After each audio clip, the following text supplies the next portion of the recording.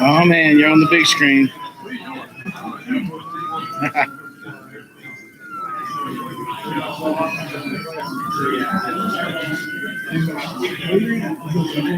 Hey, why are you here?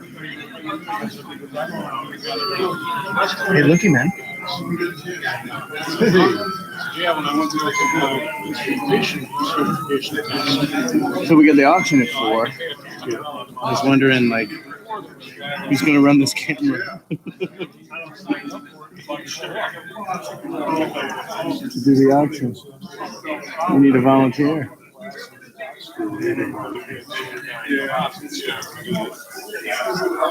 Show up. Hey, look, man, you're on the big screen. Hey, everybody. Look at It's Andy Sedley.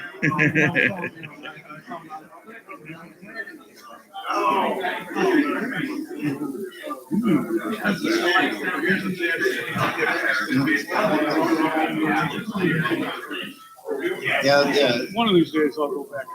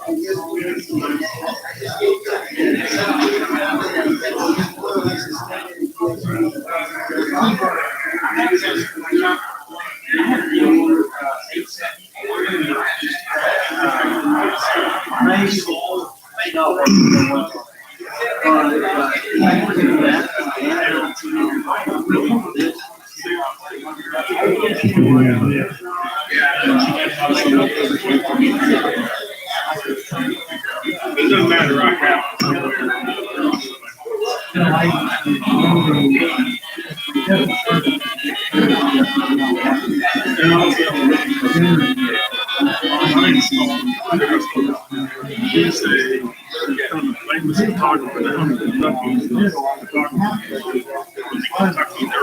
But my utility was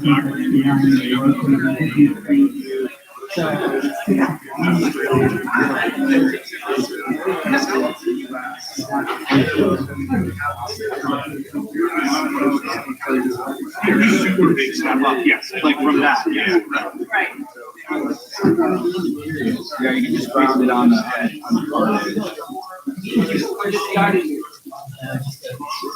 Yeah.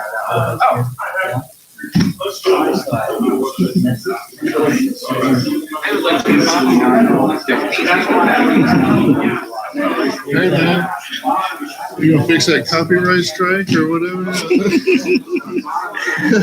Well, I mean, that was just on our stream. Well, yeah. Yeah, so when we put the actual things up, they won't have music on. Oh, So- that's fine. it's kind of a cool way for people to say, hey, you don't have unlimited access to the stream. Man. You need to come to this damn show, Well, right? I actually think that's good. Yeah, that's what I'm thinking. But it's just funny, and I posted a link to it. And I'm sure other people have. And links now to it's it. like copyright takedown. Well, overnight, I got like 6 people saying, "Hey, what's up with this copyright stuff? The video's not available." I can't do nothing about it. They will be available, Yeah, obviously, when we cut it up. And we'll chop out that music and stuff. Pretty funny. Yeah. So this is the auction camera. You see.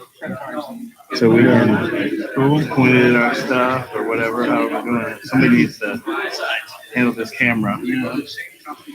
Show it to somebody else. Yeah. Jim O'Keefe is supposed to be the auctioneer. Okay. All right. We'll get somebody to do it. Be the Vanna White camera person. I'm sure that big Bezier printer, that's going to be a big seller. Oh, yeah. Printer. 3D case project. Okay. Nice that you guys get to see it. So the Hook podcast follow-up project. You guys get to see stuff. I should be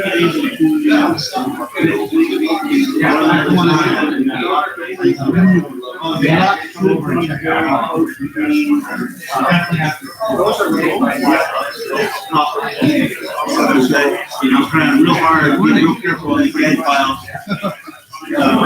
That'll work. Make pretty sure. Yeah,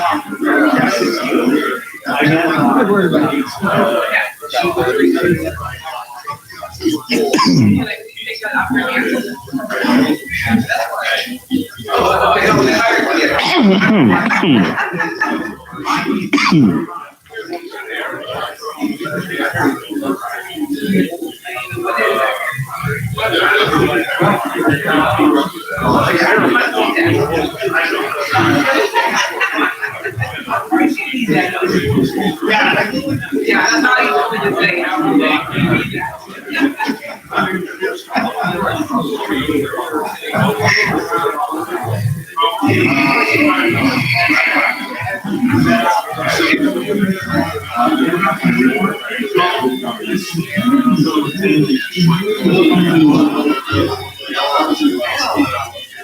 Got my testing my remote camera. Yeah, it's for the auction. Instead of hammering things out or whatever, or just take camera stuff. Pretty cool. I got printer ribbons. Printer ribbons? Printer ribbon, including some kits for what is it? Epson 341A Yeah. for the IBM character set. Nice. Yeah, that's cool. I got a couple of those. I did some basic guidance. Hey. About 25 years ago. Yeah, exactly. Yeah.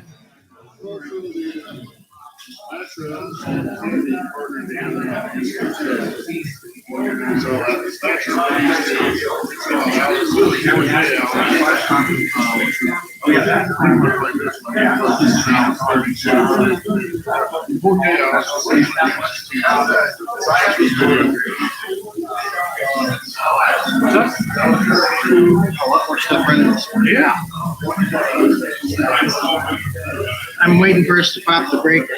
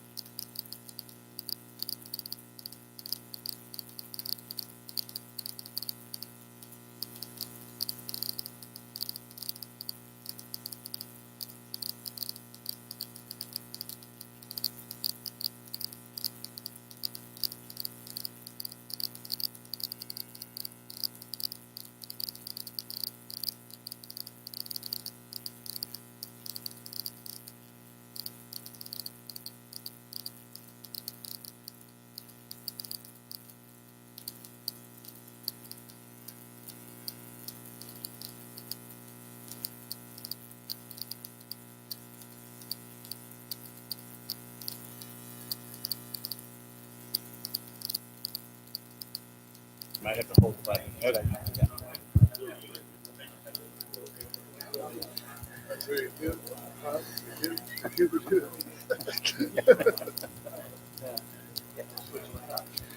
All right, everybody, we're preparing for our first 10 a.m. presentation here, so make your way over. We'll probably start here in a few minutes. Thanks.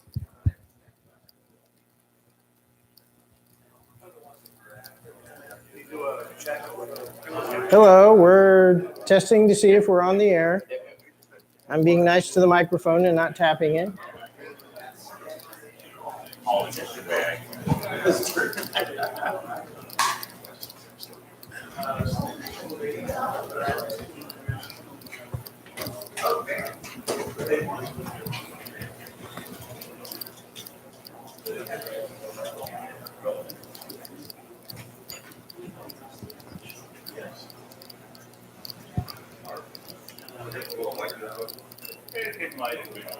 Let me know when we're ready.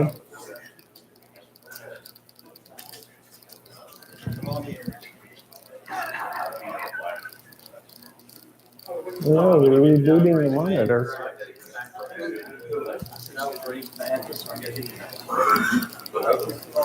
I'm not sure what that.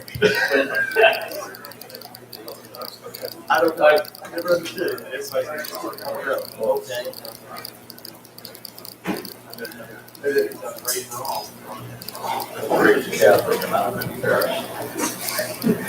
Good morning, everyone. Welcome to Tandy Assembly. It's really exciting to be here. I've never been to one, so, here I am. Talk to everybody. My name's John Elliott IV. I live in Redmond, Washington. Currently, I'm a software tool developer contracting with the Xbox folks at Microsoft.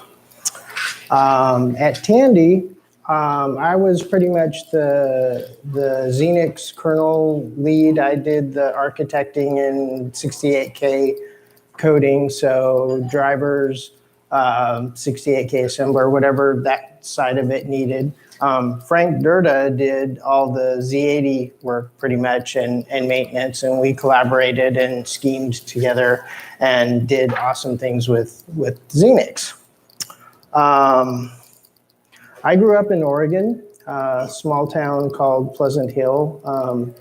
My first experience there was in junior high school. Our school had an ASR 33 connected over the phone lines to an HP 2000 FC. So that was where I learned BASIC. And so that was my intro to computers. It was the math prof there. He offered a optional class, and the title, the little placard caught my eye. It said, "Learn to rule the world, program computers." I'm like, ooh, that sounds like fun. So that was how I took my first BASIC class and got into BASIC. After that, because I learned BASIC in school. While I was in school, I went to work for a gentleman that had just, a beautiful, fully decked out Model 1. All 4 disk drives, the full width dot matrix line printer. I mean, he did everything on there, and he had bought this, and I don't remember who it was from, but he'd bought kind of this accounts receivable, accounts payable software package, but it didn't quite work for the way he did his business. So he hired me to come in, and I was, of course, ops and development. And so I customized it how he wanted it, and then, helped him run all of his computer operations. So doing that business development in BASIC, I quickly ran into the limitations of BASIC. It was like, I cannot make this thing go fast enough. So I taught myself Z80 assembler so I could write some little subroutines to, speed things up where, things were abysmally slow. And of course, learning assembler leads to making SVC calls and investigating the operating system, at which point you find out how bad Tandy's documentation was. or, the calls themselves, but that was much less often. So back in those days, you filled out an actual piece of paper and US Postal mailed your problem report into Tandy. So not too much long, after that, I got a phone call from Fort Worth, Texas. And they're like, yeah, we're starting up a quality assurance department. Would you like to come interview for that? And I was like, sure. Wow, work at Tandy? Yeah. So yeah, they flew me out. It was I was 19. I was going on a huge adventure, right? So I flew down there and interviewed and showed them all the cool little utilities and software things that I had done, and they had me take tests, and there was all the normal bureaucratic forms you had to fill out and stuff. One of which I kind of tripped over. So I'm at 19, and one of the questions on the form was, "Are you a spy?" And that just flipped me out. I was like, wait, okay, if I'm a spy, I would say no. So if I answer no, are they going to think I'm a spy? And wait, no, but if I say yes, then, will they think I'm not a spy or what? I just kind of, whoa, how do I fill this out? Eventually I figured out, all right, they're just doing this so they can fire me if I am a spy, and I lied on my, application. But, just 19-year-old me just kind of, spun out there when I had that question. That was pretty funny. I also pretty much flunked their programmer aptitude test. They had one of those weird abstract symbolic tests that's supposed to measure your programming, and I got the lowest score they'd ever seen on it. But I mean, all the tools and all the development and obviously the problem reports I'd filed, proved otherwise. So they didn't know what to make of that. But, they hired me anyway. So, yeah, let's see, it was the fall of '82. I got my offer from Tandy. Literally, me and my dad hopped in my car and we drove to Fort Worth, loaded up what few possessions I had. And I started work at Tandy in their brand new QA department. I started with testing Model 3 software. So that was fun because, you had games, you had, a gamut of things to play with. And part of the fun of the games was you got the complete diagrams for everything. So one of the titles I tested was Zork 3. And they gave you the full map. And it was neat because it was a hand-drawn map by whoever did the development of the, I got this Xerox copy of this hand-drawn map. It's like, oh, this is so cool. Why can't we get this when we get the game, right? So, well, that would spoil the fun, right? But, playing with it like that was pretty cool. It's like, one of the few people I knew that could get all the way through the game. Of course I cheated, but, there was all kinds of things. I didn't do as much systems work back then, even though I knew how. They were just kind of starting to, they had this, big stack of stuff that they wanted to start, cranking through. And, it was a new department. So they had a stack of software that they wanted to get through. So eventually, though, as time went on, they started have us testing TRISTOS system calls, and we were writing assembler and doing test suites to go through and make sure that the documentation matched what the service calls did, and we'd go through all that, and then LDOS came along, and sometime right before that, I think, was when Frank Durda IV got hired, and we're like, hey, another fourth. So he came in, he started working on the system software testing as well. And we went through the whole OS with a fine tooth comb. We tested every service call. We compared it to the doc. We even critiqued things. And when we were finished, both Frank and I got a letter from, I think it was Bill Schrader, the president of Logical Systems, complimenting us on our ability to totally destroy an operating system. But a lot of, I'll give him credit, a lot of the suggestions we made, little, like, I wrote a help utility for LDOS because it didn't have one originally in, I think it was LDOS 5. And he, you know, he loved it. It's like any little things that we suggested to, you know, make life better for him, he was all over it. He'd take things, you know, the help utility I wrote was dumb and monolithic, and he turned it into an overlay version. He's like, oh, wow, this is great. Can I just, you know, and he almost, you know, apologized for it. I was like, no, this is great. You're putting it in the OS. We're good with that. So yeah, we did a lot of work like that at the systems level. And then, you know, because, you know, the normal relationship between, you know, a tester and a developer is, you know, the testers scare the hell out of the developers because we're breaking things and, you know, kind of annoy them too. But anyway, eventually, of course, I got promoted to the systems team. So they came to me one day and said, hey, we're moving you upstairs, which meant that at that time I was on the 9th floor of Tower 2. And they were moving me up to 13 where system software was. I was like, ooh, what do I get to work on up there, right? So yeah, I got moved up to 13, and all the guys up there, to me, as a kid, you know, they were wizardly. And they're like, you know, okay, well, we kind of know what you know how to do. You obviously know assembler and can do system calls and things like that. And it's like, oh, okay, you need to learn C. So they hand me the, you know, V1 K&R book. They give me a count on the VAX. They're like, okay, you need to write hello world, and anything you need to know, there's this cool command called man that will teach you what you need to know. So I was having fun. I sat down, I wrote my hello world and started looking at the source to other code. And I was having a blast. I was learning Unix because, you know, Berkeley 4.1 was what they had at the time. And so that was my first Unix. It was really fun.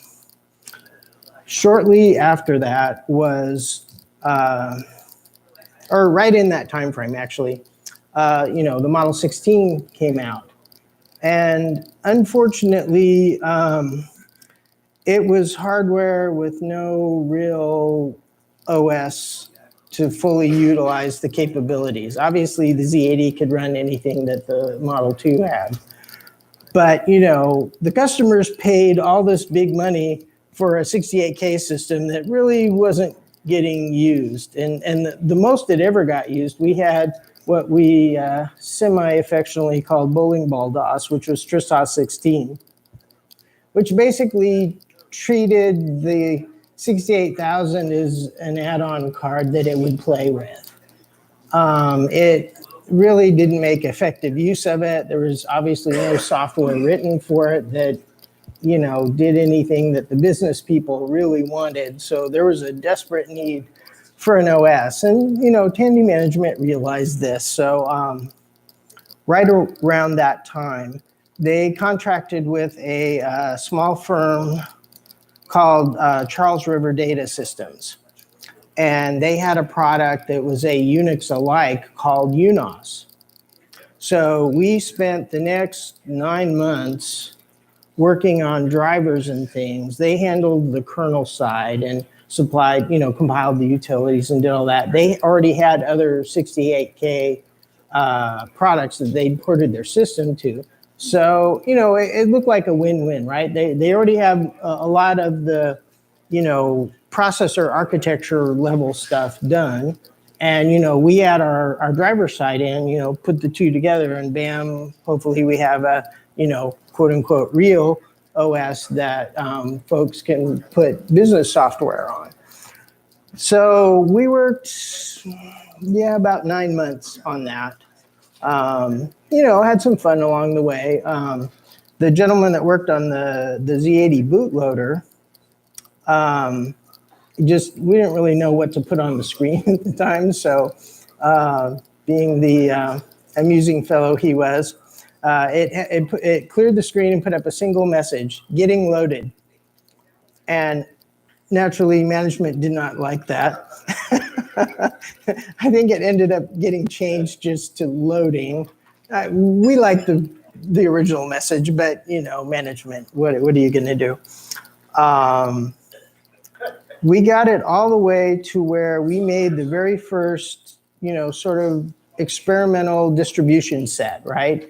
Floppies that you could boot and it would install the UNOS onto a hard drive.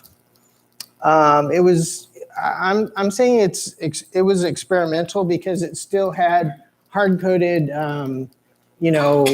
accounts built into the install image that were, folks in system software. I remember Eric still had an account on there. I want to say Paul Corbett did, PSC. I don't remember the other accounts that were on that image. But anyway, it was all hard-coded. And the idea was, okay, get it on the hard drive and then we can start testing and figuring out what's missing, what can we run, that sort of thing. I don't remember us having a compiler yet. But we had, basic utilities. We could run email and, do normal things. We could, run an administrator prompt or log in as a user and, just do kind of normal Unix-alike kinds of things. Unbeknownst to us, about 4 weeks before that point where we produced our final, all right, we think everything's coming together and we got our first installable version. Microsoft had got wind that we were talking with Charles River Data, and they went, unbeknownst to us, to the marketing folks in Tower One. They're like, hey, yeah, we heard you're talking to Charles River Data. And they're like, yeah, so. And they're like, well, we have Xenix, if we could put something together in, a few weeks, like, 2 to 4 weeks and demo it for you, would you consider using Xenix? And they're like, 4 weeks, we've been working on it almost 9 months. Sure, yeah, we'll do that. And so I met the gentleman that got handed this task at Microsoft. His name is Jerry Dunetz. And he said he never worked as hard in his entire career. He was doing 18+ hour days. Him and a gentleman named Bob Powell. Bob did the Z80 code and Jerry did the 68K port based on the Apple Lisa Xenix port. So they literally pulled off a miracle. They got a system running on the 16 in 4 weeks. Anyway, they showed up 4 weeks later to Tower One and said, hey, look, booted up a system. And, the merchandising guys were just like, what? Because they didn't believe that Microsoft could do it. And then, Microsoft is like, okay, this isn't going as well as we thought. So they thought they'd sweeten the pot. Okay. If you go with Xenix, we'll throw in some freebies. We'll give you basic and we'll give you multi-plan. And, at that point, it's like, free? Okay, sure. And then 1 to 2 weeks after that, after they'd already made the deal with Microsoft, they came and told us, oh, yeah, you know what? We're canceling Charles River Data. We worked hard on that thing for 9 months. And they're like, yeah, no, we're getting rid of that. What? Oh, it was a gut punch. It was, we were all in shock. We couldn't believe it. It wasn't so hard to believe that Tower One would pull something like that because they're all about the how the money adds up and the ledgers and all that. But, I think the nail in the coffin was Microsoft offering the free software that, they wouldn't have to license and pay for. So big red reset button was hit on the project. And as things usually went with Microsoft, they're like, okay, we're going to start sending you distribution disks. So they literally sent us dump output on 8-inch floppies. So we'd get a rack of 8-inch floppies that we were supposed to restore onto a hard drive. And of course, some of the disks weren't readable. So we get the first set from them like, yeah, we can't read this. So, we had an unusable system, right? There's just, holes in the file system. Oh, yeah, okay, well, so another week or two later, okay, we get another set. And I can't remember that set probably didn't work either, if I remember right. And it wasn't until several weeks later we finally got a fully readable set that they kept mailing us sets of 8-inch discs. So we finally got, the original version, what came to be called TRISC Xenix 1.0, and started testing with it. So it was Unix v7 based. So it had some Berkeley flavor to it, commands that, we were used to because we had the VAX 11780 that ran BSD 4.1 at that time. So, we booted up, started testing, and, there's the usual pains with a freshly ported system, right? You can panic things pretty easily. And, we finally worked through all of those and got ourselves up to what came to be the TRISC Xenix 1.0 core system release. So we did that, and it was pretty much mandated that, okay, we only put on there what you need to run business software. So any person used to using Unix, standard Unix, that would try out a core system would feel like they couldn't breathe or they were underwater or something because all the utilities were missing. That no sed, no awk, all the normal utilities you want to sit down and write and do shell scripty things, they were not there. There wasn't even mail. Later, and I don't know that they would have ever been added, except that it was cleverly pointed out to Tower One that unless we get a development system out there, people aren't going to write software for our system.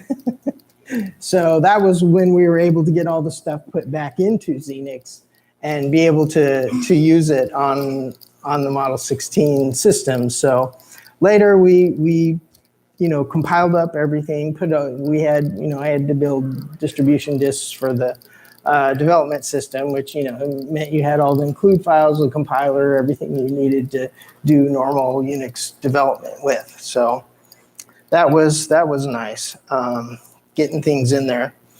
All through this point, I'm still learning Unix, learning fun tricks to do in C, what the system level of Unix was like. So during my learning process, I wrote TSH, mainly because I didn't know Bourne Shell that well. And I just thought it would be fun to have a Tandy shell. And of course, because I put Tandy shell together, they liked it. So I don't think they ever actually looked at the product. The software that I'd made is like Tandy shell, okay. So, may not have been a necessary thing, but, because the word Tandy was on it, they were okay with that. I had a personal project that I worked on during the time called Xmail. And, the core system didn't have email. Well, okay. Technically it did, but it was hidden. There was a utility, if you knew exactly what the path name to it was basically the old bin mail. And that was used more as a transport injection, right? For when the system needed to send email, FSCK or, something like that. It was actually still there.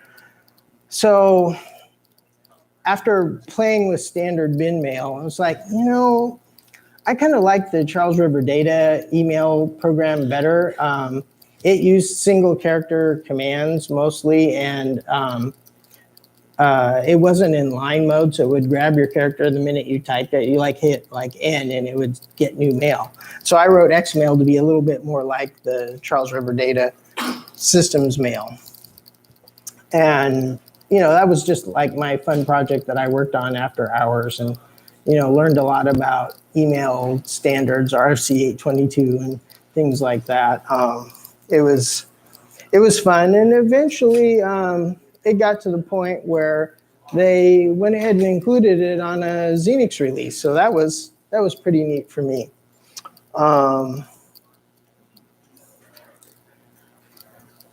Time went by, obviously there's, new versions of the system coming out, and came time to do, an upgrade and a new release of Xenix. So the next thing that we got from Microsoft was Xenix 3.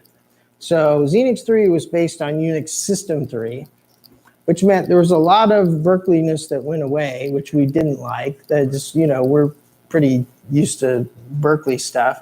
But there was also some, kernel improvements, some new OS calls, some just, cleaned up things because it was the next version of Unix from AT&T. So, we went through the same song and dance with Microsoft, trying to get an installable version, getting everything going. And at some time prior to that, Microsoft did also tell us, none of this Tris Xenix. You don't get to mess with our trademark. So they made us take the Tris off, and we ended up just calling this 68,000 Xenix 3.0. So that's why the two of the things changed. I find it weird that they didn't know that we'd done that, but whatever. I'm sure their lawyers talked to our lawyers and told us no.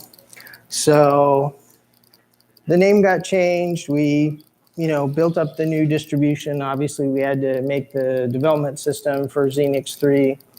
So there was a lot of work there in porting. And the more we used Xenix 3, we really missed some of the Berkeley utilities. So we're like, you know what? We have a more free hand in working with this. Microsoft was kind of starting to drift away from Xenix at that point.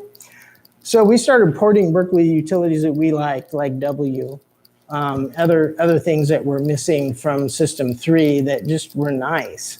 So we went back and looked at stuff that we could port from Xenix 1, and we had all the Berkeley source, of course. So we went through and added a few Berkeley things to kind of make things more feel like at home in Xenix 3. As time went on, of course, you start looking for other things. It's like you're watching the industry. They'd let us go to a trade show every now and then. And so we'd come back with, cool ideas. One of them was the utility and setup that I implemented in the Xenix 3.2 kernel called config, or CFG. And I just realized at one point, at this point, I was a little closer to my self-proclaimed kernel architect. I knew the kernel pretty well at that point. And I realized that, okay, if I recompiled the kernel and changed these static allocations into like char star, that I could just point them to pre-allocated areas in the kernel. And after going over the 68K code, I thought that there wouldn't be that much of a performance loss of changing how you'd have one extra dereference as it looked at all the arrays of buffers and different things that CFG allocated. And it went surprisingly well. And one of the results of that was the kernel being able to auto-config when something goes wrong with your memory. So you end up, normally you have, let's say, a 2 meg system, and let's say your second 512K goes out or something, and suddenly you've got a 512K only system, but you're configured for a much larger system. The kernel would come up and go, whoa, I don't have enough memory. I better dial all these buffers back and, make room to have user processes. So it would do that for you. And that was the sorts of ideas that we came back with from when we went to the trade shows. Another one of those is that back during this time, I saw at one of the shows, one of the very first process file system drivers. You could like ls/procs, right? And it would list all the processes running on the system, which was just, this is unbelievably cool. But I didn't really have, I don't think, the expertise, and I also don't think, I'm pretty sure that Xenix didn't have the file system abstraction code that would have enabled me to do that in Xenix. So instead, I wrote a process information driver called DevProx that had a static structure of a, not every little thing that, PS minus LAX could give you, but, enough of the information that things like shutdown and what I called QPS, which is quick PS. And the nice thing about that, because it was a static structure that didn't change from compile to compile, you didn't need to read dev kmem, you didn't need to look at symbols, and that's why it was fast. And during that time, we'd come to just absolutely loathe the Bourne shell script that they used for shutdown. And the customers hated it too, because it was slow as all get out, right? Especially if your system was loaded and you're trying to shut down. It took forever. And so I basically wrote a Berkeley-alike shutdown in C that used the process information driver. So it was just blisteringly fast. The customers loved it. We liked it because, it was more Berkeley-like. Had all the same, Berkeley options that you were used to. So that was nice. During this time frame, the 6810 came up, and one of the hardware engineers, I want to say it was Jerry Ballard, came to me with, the Precious. He gave me a 6810 chip. Oh my God, this is so cool. So I ran back to my cube. I yanked my 68K card out, slammed that puppy in. I was gonna play with it, but sadly, in my haste, I did something terrible. I put the chip in backwards and fired it up and blew the chip. And I was crushed. I was ready to cry. I had to go back to him, and I killed it. And he just laughed and pulled out another one and goes, "Here you go. Don't blow this one up." and he trusted that I'd learned my lesson at that point, and so of course I did, and started making the kernel modifications that you would need to run 6810.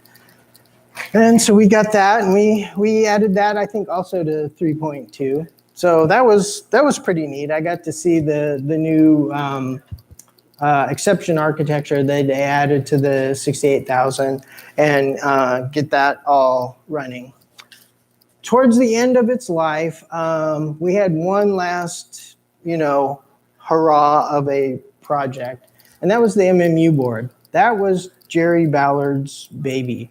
We didn't think, at this point, merchandising really wasn't interested in the 6,000 anymore. They were really trying to push the 1,000s and all the, the future is IBM, right? That was what they had burned into their brains. So we're like, okay, what if we do this as a hobbyist angle, right? What if we, take this board and we'll make it ourselves. Obviously we'll have to get permission from management and whoever and the legal guys. But why don't we just, build it ourselves and, sell it to folks who want to have the 4 megabytes of addressable. And everybody thought that was a great idea. Right before this was right before the last release of 3.2. And Jerry came to me and it's like, what should this look like in the, the control registers, the memory mapped control bits? So I was like, I don't know. And I made something up and I said, make it look like this. And we added one more byte in the memory map control registers for the MMU that added 3 bits to the offset and limit registers. And so I went off to go add the code to the kernel that would give us the extra 3 bits. And he went off and did the hardware design. Unfortunately for us, when we asked permissions, like, okay, we have this board, we want to make it, and we want to, sell it to folks. Merchandising, like, yeah, we're not going to do, no, that's 6,000, go away, right? So we went to our vice president, like, we want permission to make this ourselves. We want to make this board. Here's what it does. You know, Jerry had all the designs all done. He had even the cost of the parts. And I mean, he was very thorough with everything that he'd done to make the MMU board. And our vice president was just, I mean, he was mad, but not at us. He marched over to Tower at One and said, why the hell aren't we selling these to customers? And they were like, oh, yeah, sure, JP, we can do that. And so they did it this about face and said, yeah, we're going to sell that. And, you know, but they were mad that they were essentially being forced by a vice president to do this because they didn't want to. So they started adding all these extra costs and engineering costs and manufacturing costs, which is why the price of the board ended up being as high as it was. They piled on all this, you know, amortization and whatever else that they could throw in there to jack the cost up. But, you know, people bought it anyway. I mean, wow, that was amazing. So I think they only sold, what, a few hundred boards, Pete? Yeah. But I mean, it got out into the world. The thing that was amazing to me was because of all this feet dragging and politics and things going on with, you know, merchandising not wanting to make it, but us, we're trying to see if we could get permission to, you know, build the units ourselves. I want to say about a year went by before boards actually got made. And then fortunately for me, the last release of 3.2 went out during that time. So basically I wrote the MMU code blind. I was like, okay, this is how it should work. I think this should work. And the kernel got released. And I still had no idea if the MMU code worked. So when I finally got my first MMU board to test it with, I was in shock. I was like, oh my God, it worked. Just, I mean, you don't know. I mean, that's one of the scariest, hopeful, because I knew I wouldn't be able to, you know, we weren't going to get them to pay for another Xenix release. So whew, it worked. Customers were grateful. Good things happened. You know, 4 megabytes of memory, usable, addressable. I mean, it was fully awesome. But that was pretty much the last hurrah of mainstream Xenix. We did one last release that I'm not really sure if it made it, if there was a formal release to the public or not, which was Xenix 3.3. And that the very last fun thing I did, I had played with SCO Unix. At this time, I think they had 286 Unix. Or no, 286 Xenix, sorry. And they had virtual consoles. I'm like, oh, this is the best thing ever, right? Because Xenix still didn't have job control. So you didn't have any of the Control-Z stuff that you're used to that lets you, you know, manage your workflow. And I was like, oh, we have to have that. So Frank and I sat down and figured out a way using the Z80 screen code to create a virtual console mapping. And I wrote all the virtual, you know, the track, all the screen stuff. Frank did the keyboard handling. We figured out the, you know, Alt 1 through 0 for switching virtual consoles. And we just threw it together and it's like, oh, this is the best thing ever. And I, of course, immediately switched to that on my home 16B system and started using that. But I honestly don't remember if that ever got released. I don't think it did get fully released. Do you know, Pete? Yeah, I don't think so either. I mean, I know it kind of leaked out a little bit because I definitely took my copy home and started running it because, you know, after you've had virtual consoles, there's no going back. You just, the system's so much more usable. You know, you fire up a long compile or whatever, and you just flip to the next virtual terminal and do something else, play Rogue or whatever, right? It was awesome. You know, typically when I was doing dev, I'd have like one virtual console would have like man pages of stuff that I was, you know, system calls or whatever that I needed to refer to, or IOCTL, you know, bitmaps and whatever, you know, have my VI session on one, and then, you know, maybe the compiler on the third screen, that kind of stuff. It was awesome. Sort of the kinds of things you do in X now, where you just pull up your different windows that you need and have everything that you need to refer to on the screen. But much older technology. It was really a lot of fun. The Xenix era pretty much ended at Tandy after that. I left Tandy not too long after that. I worked in Tandy Information Systems for a while, and then I got a job at SCO. So I got to go back doing the Unix that I loved again, and Xenix, and I did custom engineering projects for them for a while. But I think probably the thing that I was the most proud of that was the work that I did in the kernel for the MMU at Tandy. That was blind. I still am just absolutely amazed that that blind code that I put together worked with Jerry's board, and no bugs. It just worked. I mean, okay, yeah, it was a simple enough set of changes, but I was super proud of that. I was just like, wow, I can't believe that all of that came together that well. And we had one last little really good thing to give our user base, as we kind of went out the door. Nowadays, I only have 3 Tandy machines. I have my Model 100. I have my 4P. I've just brought that thing around everywhere. I love the form factor of that thing. It's just a cool little, it was amazing to me that Jerry Ballard packed an entire Model 4 into that little case, right? I love that thing. And my 16B, I thought that was long gone. When I moved out of Fort Worth to go to Santa Cruz to work at SCO, I gave Frank Durda my machine. I was like, well, I think I had a 386 with SCO Xenix on it at that point. And it's like, well, okay, I knew Frank would take good care of it. And little did I know that I would run back into it after many, many years later. Peter Satinsky contacted me. I didn't know who he was, but he's like, yeah, I have this podcast thing, and you want to do an interview with me? And, oh, by the way, do you recognize this picture? And I was just like, what? Where did you get that?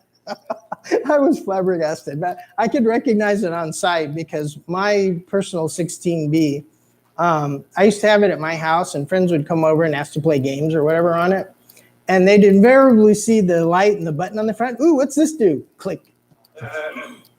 And, much file system checking later and rebooting. It's like, don't do that. And after I think the second or third time that had happened, I replaced it with a key switch. So you can't do it now. But anyway, that was how I identified it. And I was flabbergasted. So yeah, I got reunited with my old home Model 16B. That was just amazing to me. Ken Bruckner, great guy that he is, he offered to help restore it. And so I had it shipped straight to him, and it's currently sitting at his house after he so kindly put all this work into it and restored it. So I have a working 16B I can boot Xenix on now. I just got to find a place for it at my house. That's always the thing with the big Tandys, right? Wow. So that's my story. Does anybody have questions? What was the years? Like, when did you start and when did you finish? Like, what? I came to Tandy in '82, and I was there almost 10 years. So I think I was let go in '92, and we moved to Santa Cruz in '93. I want to say is about the time frame for that. Didn't quite stay there long enough to get my 10-year pin. I thought that was really crappy of them, but whatever. Pete? Yeah, the one thing I didn't ask you here, or since then, is in 1984, right, Tandy had the largest selling Unix-based workstation in the industry. Now, I was wondering- In the world, yeah. So I was wondering if you guys had any sort of interaction or respect from like the Unix community at large, or what sort of interactivity did you have with them? So Pete was mentioning that around the 1984 timeframe, Tandy had the largest installed base of Unix in the world, right? I mean, they were all about the marketing. They got those 16s out there, and they had the most Unix machines on the planet at that point in time. And he was wondering how the other Unix folks looked at that.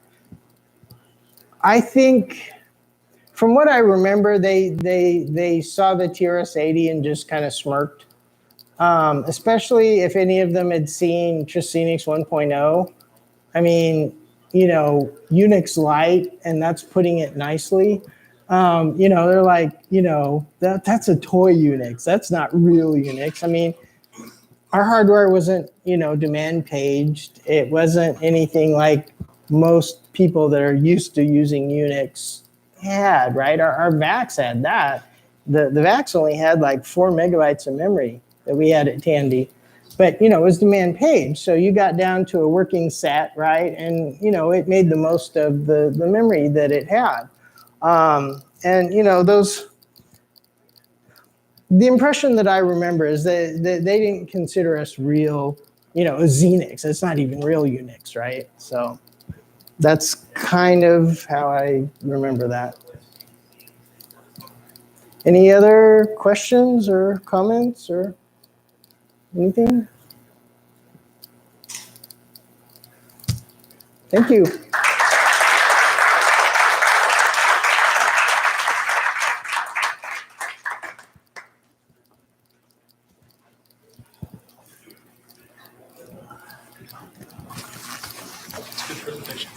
Thank you. I actually practiced. Can you tell? Oh man, I need water though.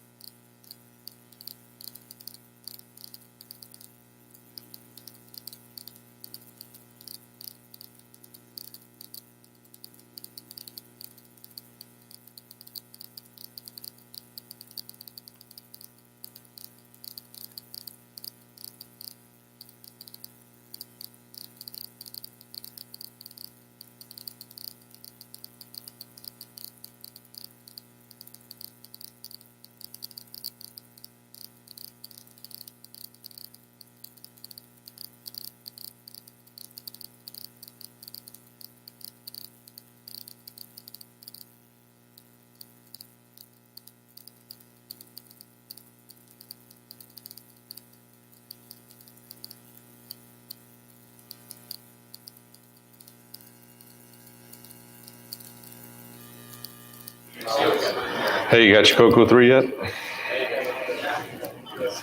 Hey, that sounds familiar. Does, doesn't it?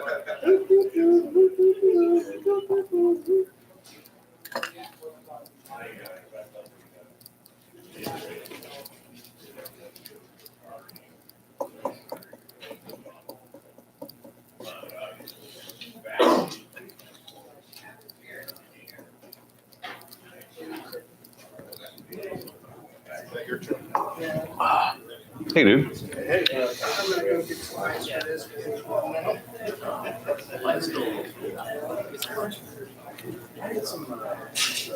For a BGP attack. It's coming. It's coming. It's coming, man. BGP, I like that.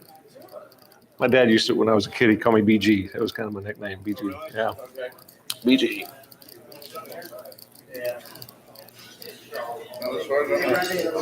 It's like one of the chairs disappeared, so I was wondering. I'd like reserve seating. As many chairs as people want from back there. I'll be right back.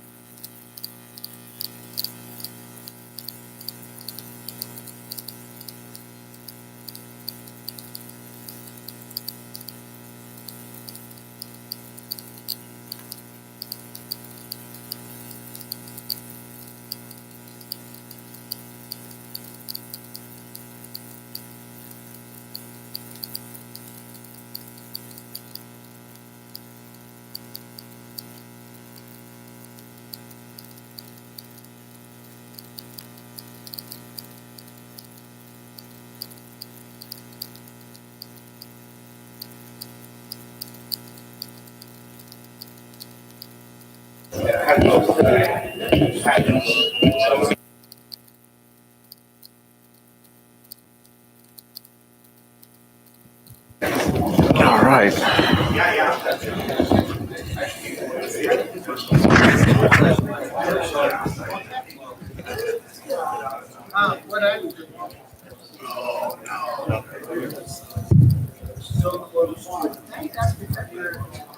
All right, everyone, it's time for our 1 p.m. presentation on the birth of a technology, DriveWire, and its impact. So please find a seat and let's enjoy. Thanks.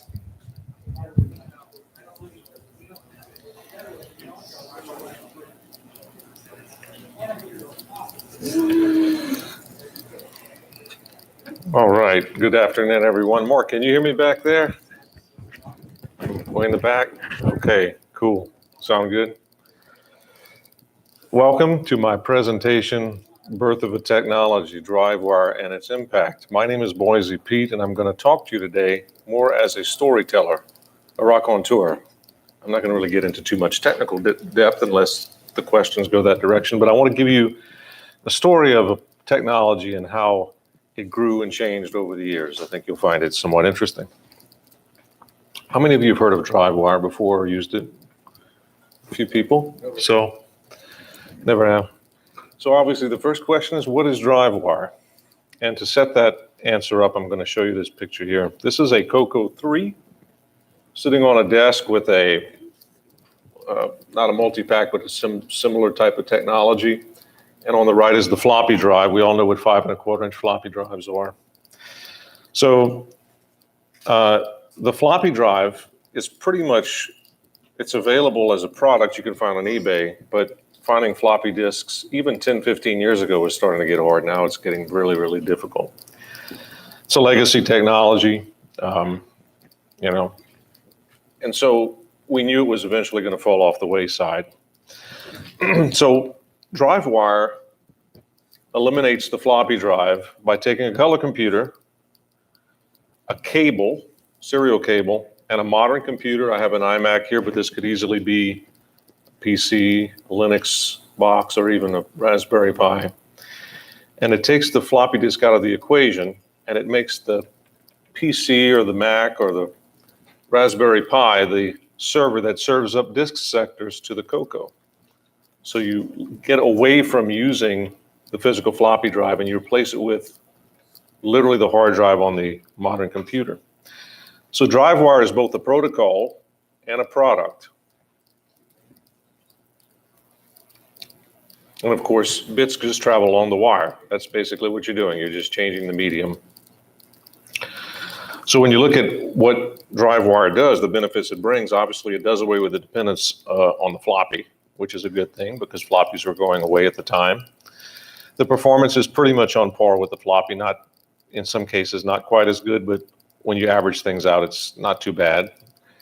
The big thing about DriveWire was that it was a very minimum investment. Floppy drives back in the 80s and even the 90s were not too cheap. They were getting cheaper, but you know, it cost a lot of money. So you literally could just put, you know, $10, $15 together for a cable, load some software, and you were ready to go as long as you had a computer on the other end to service the server. And of course, the disk images, which is the raw representation of the floppy disk, was on the server for easy access. You could email disk images, archive them, very, very easy.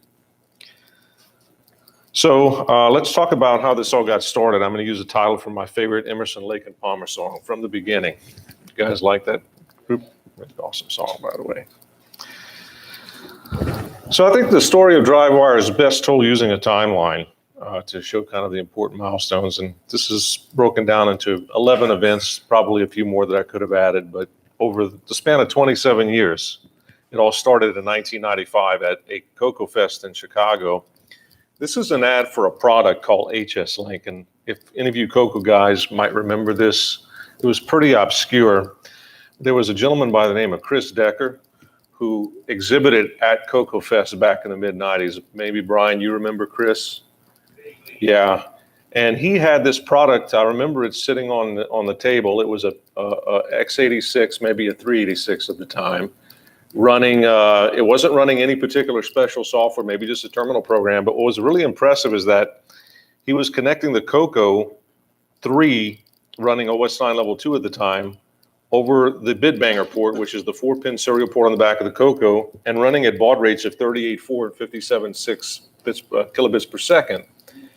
And that was pretty amazing because, well, I thought at the time, you know, everybody said, oh, the Bitbanger port on the COCO can only go 300 baud reliably and all this kind of jazz. Well, that's true to a certain degree, but I was intrigued by the fact that he could get those kind of speeds, and only as I started looking into it later, I realized how it was doing it. But anyway, this is where the idea for DriveWire for me began, is you know, how can I take advantage of this seemingly slow port and make it faster and use it as some type of a transport mechanism for data. Then about 5 years later, actually 7 years later, in 2002, I signed an agreement with Joe Scinta from Kenton Electronics. He developed a hard drive interface for the COCO, a SCSI interface, to transfer the ownership of a product called RGB-DOS, which was a disk operating system for the COCO 3 and COCO 2 and COCO 1, to me. So we made an agreement. And it turns out that even before I had envisioned DriveWire, this transaction would be serendipitous and would come back later to be a really good decision. So I renamed RGB-DOS to HDB-DOS, which stood for Hard Drive Basic, and began to enhance it. But at the time, it only talked to SCSI drives. I think later, with Cloud9's help, I brought it over to work with IDE drives on the COCO as well. Now we come to 2003. So now it's 8 years since I saw the HS Link demo at the Chicago COCO Fest, at Chris Decker's table. And you may be familiar with the quote, necessity is the mother of invention. That actually comes from this quote by Plato in one of his Aesop's fables. Our need will be the real creator. And that's kind of where DriveWire came in, is that I needed something to solve a particular problem. And from that eventually became a product. And I find that a lot of products become products out of needs to solve one person's need. But then when you realize other people have that same problem, their needs turn into opportunities for you. At the time in 2003, I was working, traveling a lot back and forth to Boston, Massachusetts from a home in Louisiana, and was working with Cloud9, Mark back at the table. And I was bringing my Coco back and forth with me, but I didn't want to carry a floppy drive in my luggage because it would have gotten banged up by the airline, obviously. Floppy drives are just very sensitive, head movements and stuff, misalignments could be also problematic. So I began to think about a way to engineer a solution that I could use at the time, my G4 PowerBook, right, which I was toting for work, to the particular work I was doing, excuse me, instead of a floppy drive. I happen to be staying in this cottage here called Georgie's Cottage out in Sudbury, Massachusetts, also known as Wilbur's Cabin. And it was in that little cottage at that red door that I started working on DriveWire. I worked on it all in the summer of 2003, prototyped the server running on the Mac at the time, wrote the code in 6809 assembly on the Coco, and eventually got a semblance of a product, but I wasn't quite ready to sell it. So about a year later, or early in 2004, I'd say not a year, but maybe 9 months, 8 months in, I decided to market this because at the time, Mark and I were working together, and I said, hey, Mark, try this idea out. He liked it. We started putting a package together, and we called it DriveWire 2. So DriveWire 2 ran on a Coco 1 and 2 at 38.4 kilobits per second, or on a Coco 3 at 57.6 kilobits per second. It ran under Disk Basic, which HDB DOS, which I had acquired earlier. I used that as my mechanism for delivering the functionality of DriveWire in that environment. And then for, at the time, OS 9, which became Nitrous 9 and was transitioning to an open source kind of model at that point, I wrote the drivers for OS 9, or Nitrous 9 for the Coco 6809 for DriveWire, and so began to market it. Ironically, it required a floppy drive to set it up, and that's kind of a unfortunate thing that I would address later through the introduction of a DriveWire ROM pack, which I'm going to talk about shortly. But anyway, it was one of those things. People still had floppy drives. In fact, the use case for DriveWire back then was people wanted to take data off their real floppies and move it over to their server. So it was almost assumed that you'd have a floppy disk at that point. So we began selling it in 2004 through Cloud9. The software I sold for $30. You got a floppy disk with the HDB DOS and Nitrous 9 drivers, a CD-ROM with the Mac and Windows server software that I had written. I wrote both. Actually, it was a Linux server, but I'll show you in a second. The hardware costs were cheap. The cable cost $10. We sold it for that for a long time, Mark, I believe. Excuse me. And later, like I said, I introduced a ROM pack so that if you wanted to literally take your Coco without a floppy drive, you shove the ROM pack with the HDB DOS and ROM on it, connect the cable from your Coco to your PC, and boom, you were running. You were booting into OS 9, or you were using it under Disk Basic. And if you were using even a PC back in 2004, unless it was a stationary desktop, if it was a notebook, you probably needed a USB to serial cable. All told, the potential cost could run from $65 to $85. Still a lot cheaper than a floppy drive, right? And still the media was getting harder and harder to find.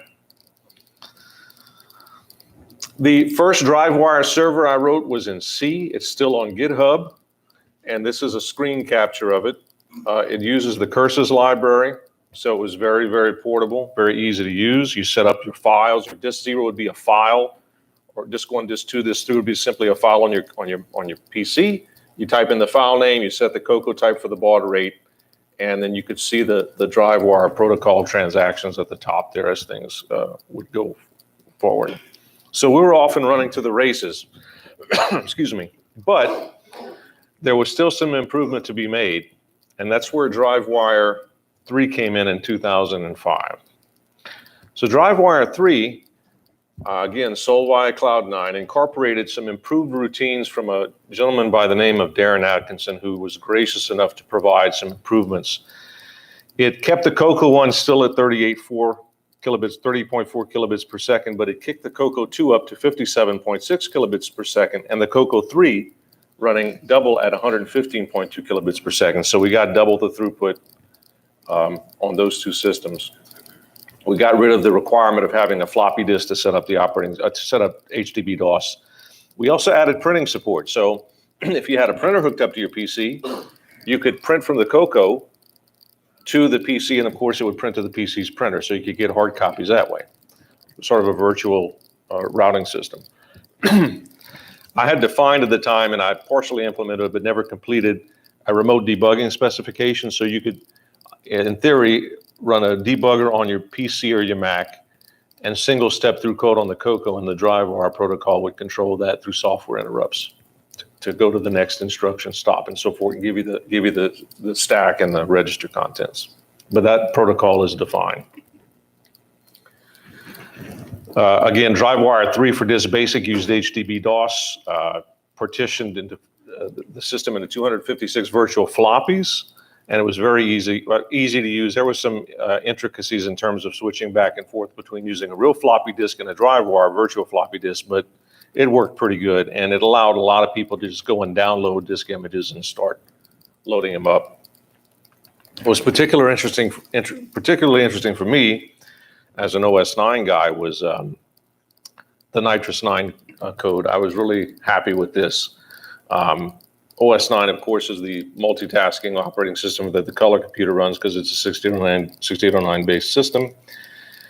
Really took advantage of the architecture of OS 9 to make the DriveWire product very, very, very modular. So that even exists today now in Nitrous 9. That organization is still there. I also took the opportunity to improve the server situation. I wrote a GUI-based Mac server in Objective-C for the Mac, and then I wrote a Windows server. Looks very similar in Delphi, which is a Pascal-based language for the Windows system. And as Mark can attest, he still uses that product today, the DriveWire 3 server. So things were starting to open up. People were starting to use DriveWire more, starting to buy it more, and it was becoming more of an entrenched part of the Coco experience. In 2008, Mark and I had talked about this. We decided to open source DriveWire at the time. It was a fun project, made a little bit of money on it, but support was kind of an ongoing issue, and I didn't have a lot of time. So I was like, you know what? Let's just give it away, and we did that. We open sourced HDB DOS as well. We open sourced the OS 9 drivers, and that folded in quite nicely with the Nitrous 9 open source project. So why did we open source it? We wanted to promote DriveWire as a standard. It was already kind of becoming that way. People were using it a lot, and we wanted to see that growth continue organically, and we wanted to say thanks to the Coco community. So it turned out to be a pretty good decision for us. Then in 2010, there used to be, and I think it's still going, right, John, the Retro Challenge? It was a winter retro challenge, I think, in 2010, where people get together and come up with ideas, and there's a winner. So myself, a gentleman by the name of Aaron Wolf, and Jim Hathaway, another guy, decided we would add networking, TCP/IP networking to the Coco through Nitrous 9. And we did that by extending the DriveWire protocol to do networking. So really the networking was taking place again on the PC, not on the Coco itself, but DriveWire was the intermediary, and we were abstracting out sockets on the server through using an OS 9, something called a virtual networking device script. It was really kind of cool, but the heavy lifting was on the PC. So we actually won that challenge, first place. I don't even think we got anything except some kudos, but in the process of doing that, Aaron, who was very active in the Coco at the time, wrote a Java-based server called DriveWire 4. So the protocol for DriveWire didn't really change other than the addition of the added protocols, commands for networking, but Aaron did write a very elegant and beautiful server in Java. And those are kind of the screen images. Quite easy to use. Ran on, of course, since it was Java, it ran on all platforms without being language specific. So anyway, that's the link to it. Unfortunately, Java has changed so much, and versions have change that the code really didn't get updated, and now it's really a headache to get going, I understand. But for someone ambitious, it could still be a task taken by someone to do that. So DriveWire 4 comes in 2010. And then in 2012, I embarked on another side project for an interest that I had been wanting to do called the Liberate 09. I took a 6809 and I made a board and I wanted to stick it in an Atari 8-bit computer like the Atari 65XE or 130. And I did that. I called it the Liberate 09. And I actually ported OS 9 to it. You could see an Atari running OS 9, it's an actual Atari 8-bit with the 6809 in it, removing the 6502. And I used DriveWire for that. So I was able to repurpose the protocol, write a client for the OS, well, it was already written for OS 9, but sort of rewrite the boot code and so forth, because I had to change the ROM in the Atari for being 6809. And that further proved out that DriveWire was an interesting technology to continue to develop. So at this point, the community has been using DriveWire for a while. It's becoming more of a staple. It's been on open source for a number of years. In 2007, a guy by the name of Mike Furman, who was a part of the Cocoa community, came out with a Python version of a DriveWire server, which was really nice. It's like, well, okay, we've already maintained platform superiority and homogeny by putting it in Java, but then that fell off the way because of the changes that we were seeing in Java. Python was the next natural progression of that, and you can visit the GitHub site for that today. And Mike did a really good job, and a lot of people surprisingly, or not surprisingly I should say, but happily so, are running the PyDriveWire server as their experience for using DriveWire. So kudos to Mike Furman for making that available. In 2019, in fact, at the last Tandy assembly that we had, I met Matt Boytum in the back, and Matt showed me yes, Matt just waved his hand there. Matt took the DriveWire server that I had written for Windows and was using it to boot I don't know if you were booting it LS-DOS, Matt, or you were just using it to serve up disk images for LS? Yeah. Yeah, still booting from floppy, but I was really impressed with that because what baud rate did you have to set that to? I think 19.2, which is the highest baud that the Model 134 goes to. So remember the Cocoa 2 or the Cocoa 1, the lowest baud was 38.4 kilobits. So Matt went in the code and I guess found the offset and tickled it and got the baud rate, even though it still said 38.4. And it had an image of a Cocoa. It was pretty impressive. So I was very happy that he did that. So again, it shows that, again, the utility of this technology is that it can be used anywhere or on other computers. So we're at 2021. DriveWire has been entrenched in the community for years now. I did a project here called Ghidorah, which is it's a way of connecting multiple Cocos together over bid bangers and it's a token ring is what it is, basically a serial-based token ring using the same bid banger code routines that I use for DriveWire. Using cooperative message passing, you can literally put a PC on the ring, have 3 or 4 Cocos connected around, and you can tell each Coco to load up code and to execute or to do whatever you want, and it's really cool. So anyway, that was another kind of derivative of the DriveWire protocol that I used for. So you can visit that link there as well. So we've gone through the 20-something years of DriveWire, and I guess the moral of the story of this presentation is that you never know how your creation might impact the world, whether that is the Cocoa world or your retro computing world. And if I could go back in time and see what DriveWire was when I created it, remember I created it in a cottage in Massachusetts for a singular need. And now 27 years later, this is what it's doing. So when you come up with an idea, you never know where it's going to take you. So that's my presentation. Thank you very much.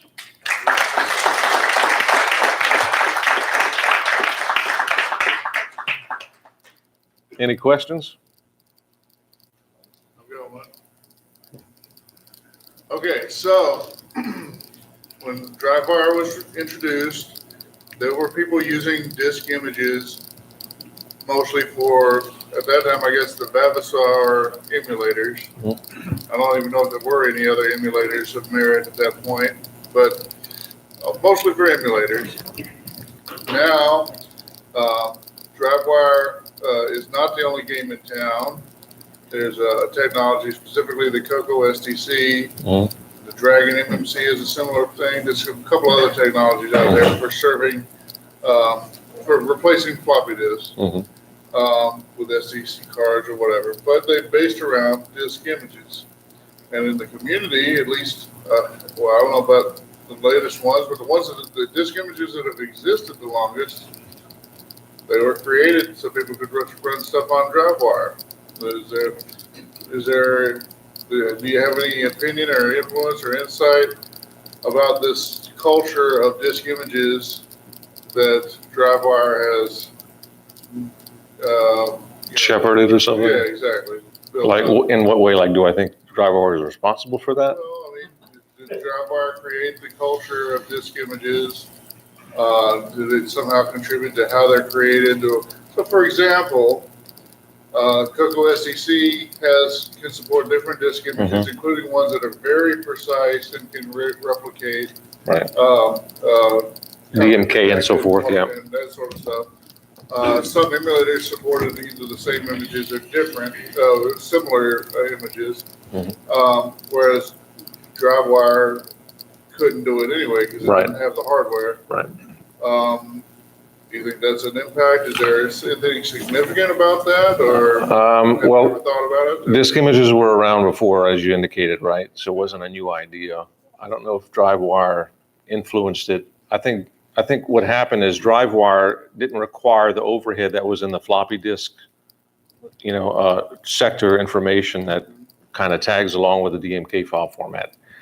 I think, if anything, DriveWire may have popularized or gave people the imagination that, hey, I've got this floppy disk here that I could, slurp the contents off of and put it on. So maybe it accelerated the idea of disk images. It certainly didn't cause it to happen because it was already happening before, but I think it accelerated. And I think it made people realize how easy it was to serve them up. So yeah, I think it had some impact on that, yeah.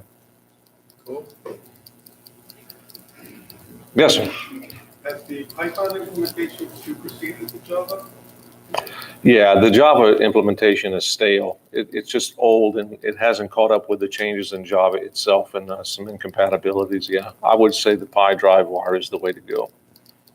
I think the Java repository, I think, is actually broken too. Is it? Yeah. If you want to build it, you have a lot of extra work to do other than just run a make or whatever. The specs are still up on the DriveWire 4 site that Aaron hosts, but that's it.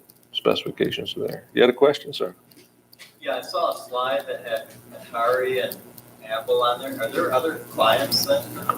Well, the Atari icon that you saw was because of the Liberate 09. Yeah. I'm not aware of any Apple clients. On that slide? I guess it's a general question. Do you know of other? I don't, and I'd love to find that out. I know the slide you're talking about. I just passed it up. Family ADT Pro. Yeah, there's other technology. I don't know if they use your protocol to develop it or what does that say? Apple? Super serial cards. Yeah, this is something Aaron put in the DriveWire 4. I really don't know. I haven't really never noticed it up to this point. Yeah. It's also supporting on the FPGA, which has its own serial port that's not a bit-banger port. So that's another thing I forgot to mention too. And of course, simulators support DriveWire. So, yes, sir. Could you comment on the performance delta between a real floppy and, say, the Coco 38115? I had a slide that I took out because I thought it was too technical for the talk, and I should have left it in there, that showed some benchmarks in the graph. So formatting a disk was much quicker because obviously it's a two-pass process with the real floppy disk. The backup was slower. Like if you backed up, that was kind of one of the ways to benchmark it, right? If you did a backup from 0 to 1, It was a little slower.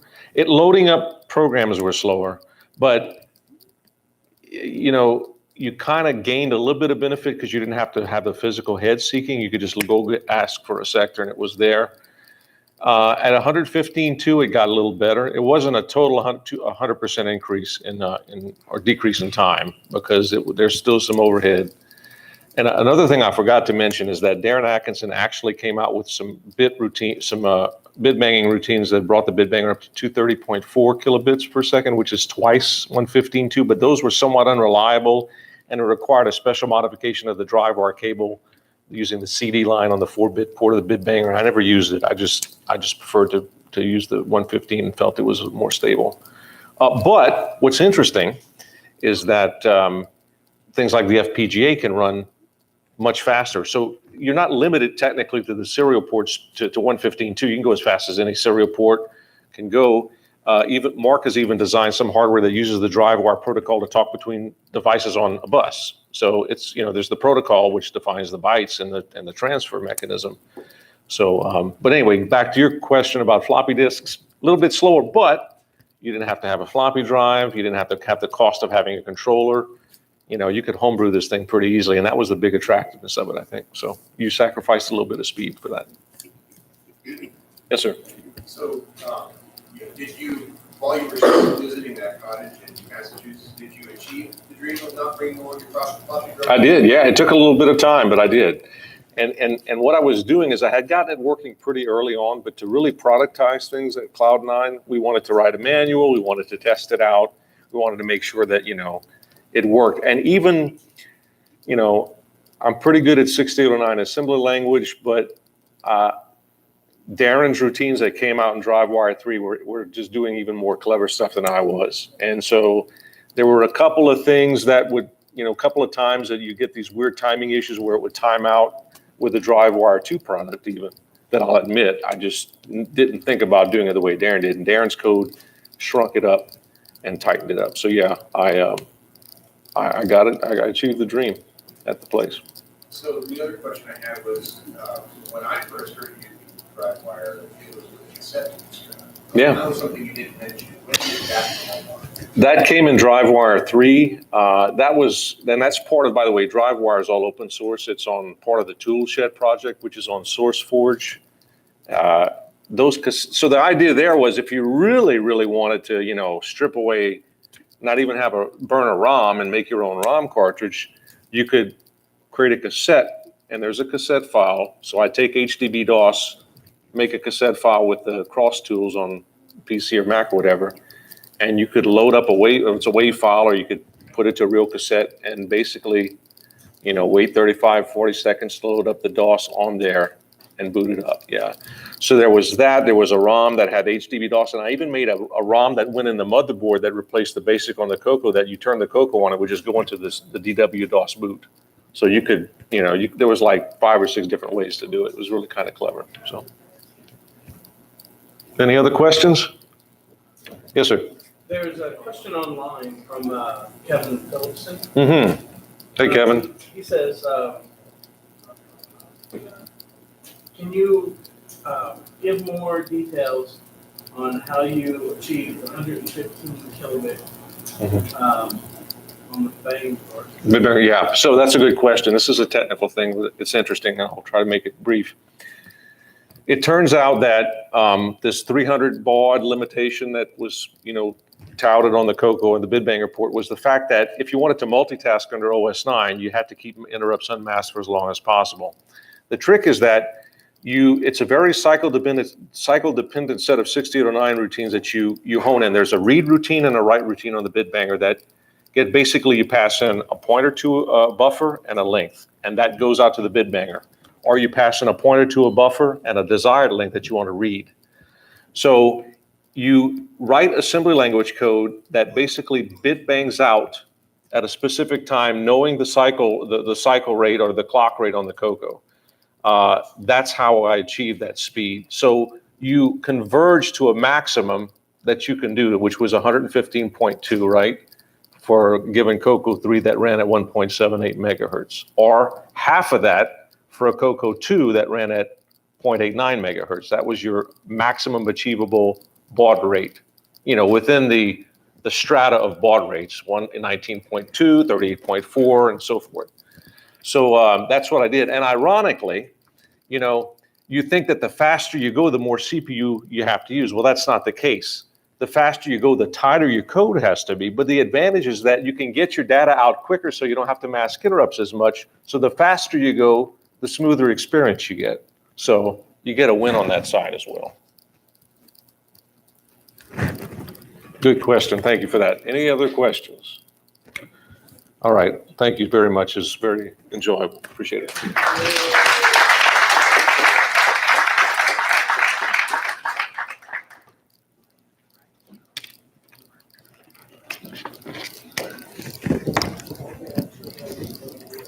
Coco. I saw that. Thank you.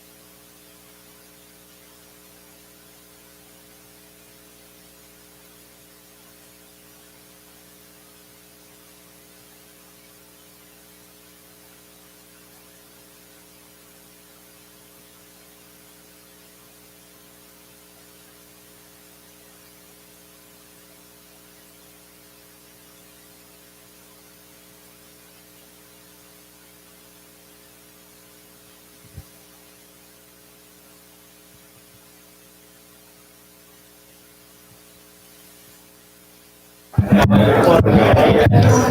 it. All right, everyone, we're about ready to start our 2:30 presentation. So if you would, make your way over and find a seat. Our next speaker is Tim Halloran.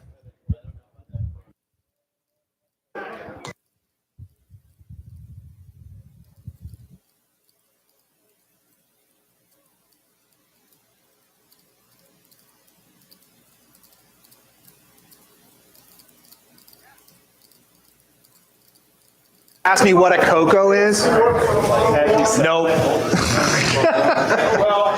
All right, let's give him. Oh, we got a minute. Let's. Oh.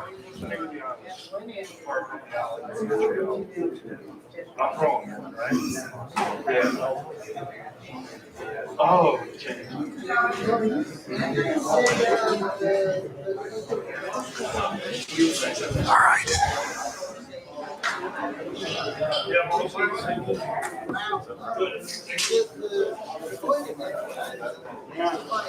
More opportunity technology.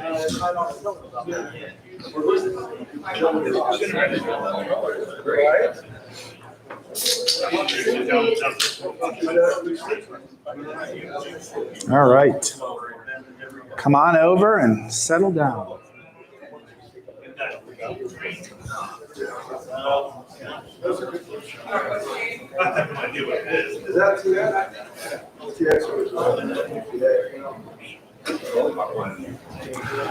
All right, I'll get going. I got the. So this is I for those of you who were here for the tech track yesterday, I did a presentation on Z80 assembly language. So this may be the oddest transition from one topic to another. But what I'm going to talk about is a project, and I'll talk about how I got there. But what I've actually done is powered the TRS-80 Color Computer 2 and Color Computer 3 with USB-A power. You know, the power strips you get now have the little USB-A plugs to power, charge things up. The entire computer is powered by that. So it gets rid of the plug and uses that little connector, gets rid of a lot of heat and weight, and runs cooler. If you take a picture of this is the URL. At least for the Coco 2, I've documented all of this. So you can do this on your own. It's not a very complicated mod. If you have problems, it can be reached on Facebook and things like that, and that sort of thing. So I wanted to start with one fun fact. The ENIAC in 1945 required 78 different voltages to run and used 28 separate power supplies to obtain them. And it used 150 kilowatts to power something that your Model 1 could easily blow away. So I thought that was pretty fun because after doing this project, boy, you don't want a lot of voltages inside the computer. So what I'm going to talk about today is the genesis and motivation for this work, because it was a little bit like of a twisty path to get to there. And I also want to mention my goal was to use USB power. I didn't want to be cutting trace cuts onto Coco boards or Model 1 boards for that. And I wanted a reversible mod. So I have demos of the 2 and 3 at my table. I could literally take the stuff out I've done, put the transformers and the transistors back in, and they would work as stock. No problem. So completely reversible. So I'm going to spend most of the talk on the Color Computer 2. This has been working. I've had this for a couple of years and have kind of gotten the full successful conversion for about a little over a year. It was right before Tandy Assembly got canceled last year. So I'll talk about that. And I've been working on the Color Computer 3. I have one that's working. I view this as sort of a prototype and a work in progress. I've actually done 3 prototypes. This is the 3rd one. I have a 4th one in mind in that. And then like kind of at the end, we'll talk about why would you do this or why would you not do this, which is just as important. So the first motivation for this was the Atari 800 XL. I got one of these when I picked up some Tandy stuff and kind of got it going. This is a desirable system in the Tandy retro community. So it was fun to get a hold of one of these. And it had a giant, which I wish I had a picture of, but it's gone, had a giant power brick that hummed and really was hot. So I was like, ooh, this is scary. So I found a video, and I've linked it in the talk. You can get to the slides from that GitHub link on the first slide. And all you had to do was wire a USB-A connector to the DIN clip, and you plug this into the back of the Atari, and the whole Atari works fine. It works brilliantly off your little power supply. So I think you can see it here. It's 0.79 amps at 5 volts. So this, I was like, wow, why can't I do this on a Model 1? Because I'm in the Z80 community. And this was my focus. I thought this would be so cool if you could replace this thing. If you're familiar with the Model 1, this is a power supply brick with a USB-A power supply. This was going to be awesome. And I was going to make a DIN cable and plug it into the back of the TRS-80 Model 1, and it was going to work great. And this is going to be awesome. Yeah, this is not going to happen. You know, the bricks, there's a real need for this in the Model 1 community. These adapters are getting older. There's a fuse inside this, this power supply, which is, this thing is glued together that blows, and then you have to like cut it open to change the fuse, and you can usually get them going, but it's a pain in the butt. Ira's site has a lot of information on this, and this thing is crazy. It's using 15 to 17 volts. This is AC going into the Model 1. And then it's using 19 through 21 volts DC. So it's got an AC signal and a DC signal going into the Model 1. So clearly I was not going to just be able to wire up a USB cable. Inside the computer, it uses 12 volts plus 5 and minus 5. And most of this is for the 4116 memory. That's really what drives this. So 2 years ago, I sort of gave up on this. There are good replacements. Ian has that, and this seemed beyond my skills. This sort of aborted my attempts, but got me thinking that more than an external plug, you might need to bypass the plug to do work in this way. So it got me thinking about that for any sort of DC power conversion. And I will say, I still have some hope for the Model 1. I want to get back to this. I've since learned that if I replace the 4116 with 4517 memory, that Model 1 is going to run off 5 volts only.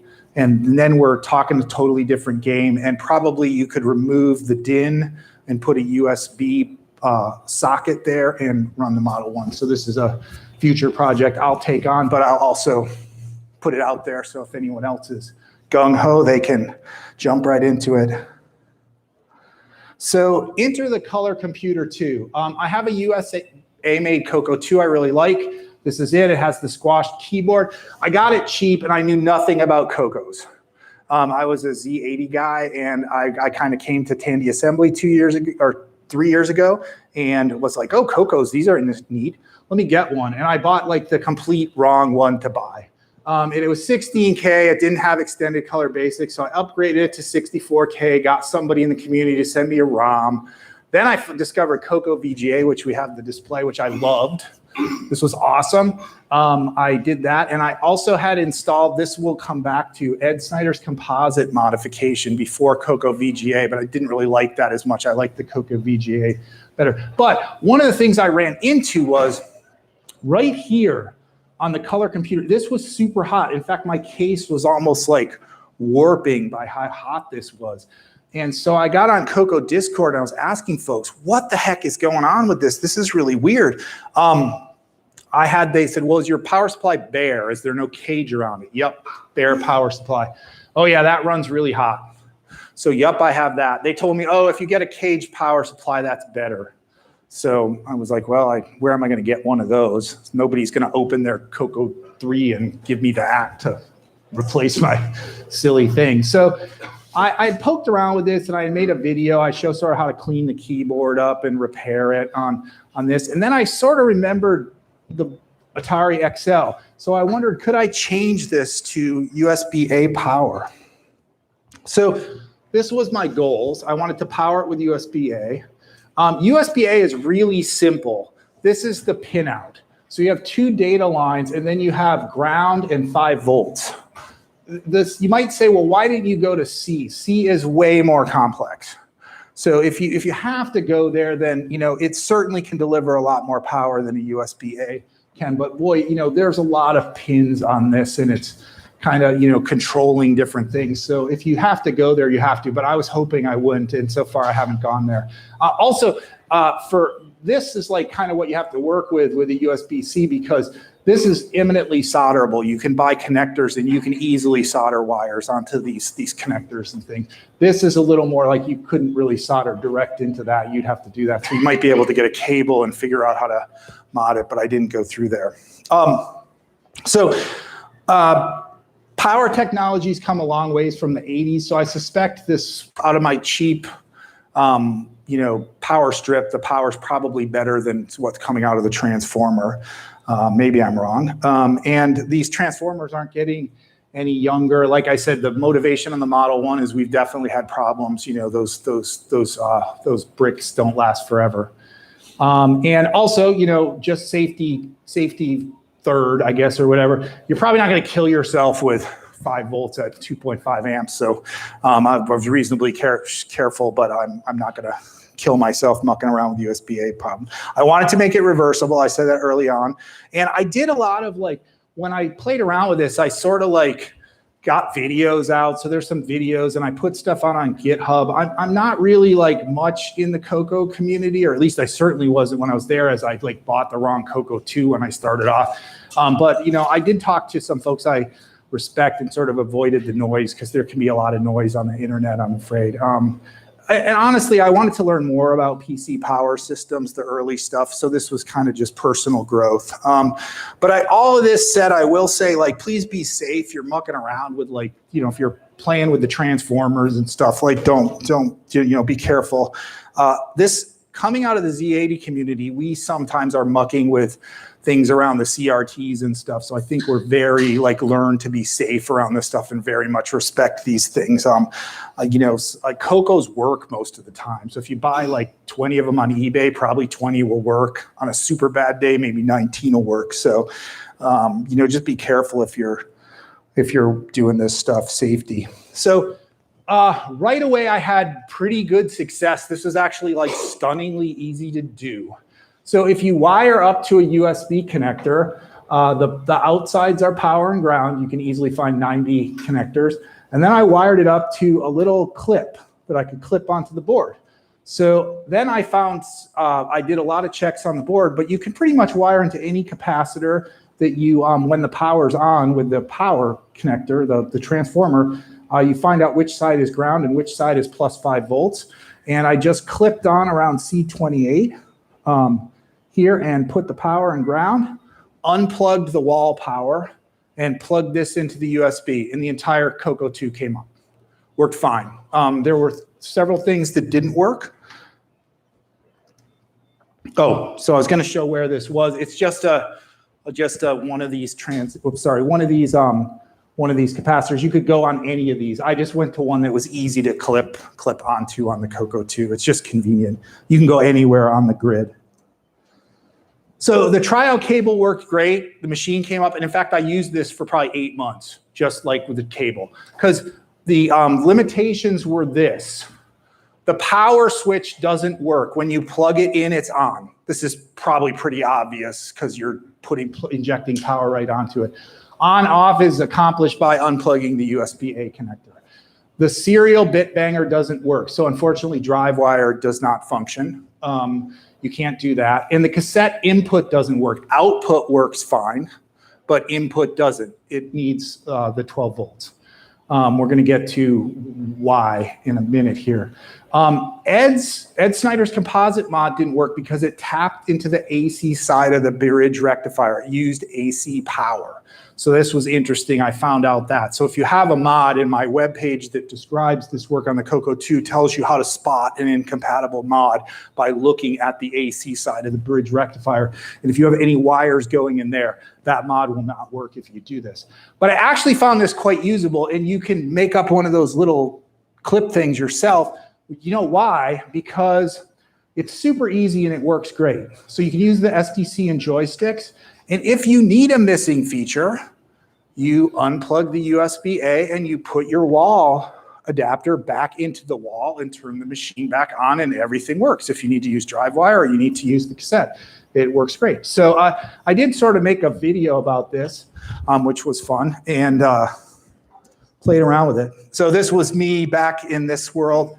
I was running clowns and balloons, and I don't think you can see it, but here's the USB wire coming in, and it's running. So this was back from my YouTube video like a year and a half ago. So it worked great. So this is kind of where it's at for a long time. Then I started thinking about, the video got lots of attention, well, at least compared to my Z80 stuff, which means like 30 people watched it rather than 14. So it's like, so yeah, a little bit of the Coco world's definitely a little bit bigger, but mostly good. There's mostly the community is really great. There's a little bit of people that were super not happy about that I was somehow ruining their hobby for them. I don't know how, but you kind of got to ignore that. So I wondered if I could get them a whole machine working. The one obvious idea that I really worked on was inject 12 volts and minus 12 volts into the DC side of the bridge rectifier. This is a pretty obvious approach. And I had measured like everything around the board. So about 12 volts AC is the output of the transformer on the Coco 2. So I experimented this with my bench power supply, and I made another video about this. I think I show this. Yeah, we'll show this. But it works pretty well. So this worked fine. It's complete. The complete system works.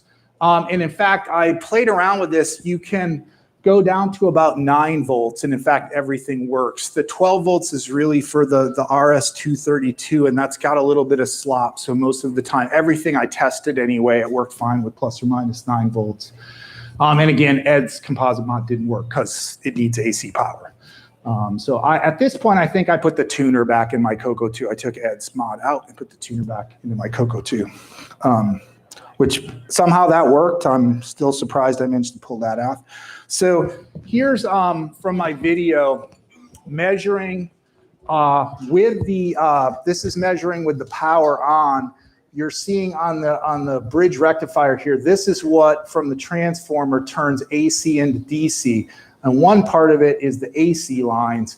These are the DC plus and minus. So I'm measuring, there's about 11.4 coming out on the positive side and negative 12 on the minus side. So this it goes into, now we introduce the real interesting bit of this. If you're a Coco person, you probably knew this was coming.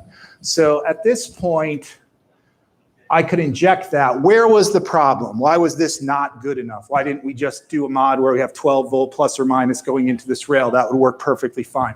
The problem is this doesn't solve the heat problem in a Coco 2.